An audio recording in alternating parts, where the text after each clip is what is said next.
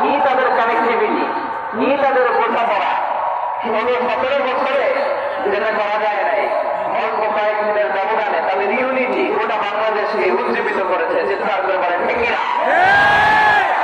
এই উচ্ছ্বাস, এই ইউনিটি, এই সম্প্রীতি আমাদেরকে বজায় রাখতে হবে।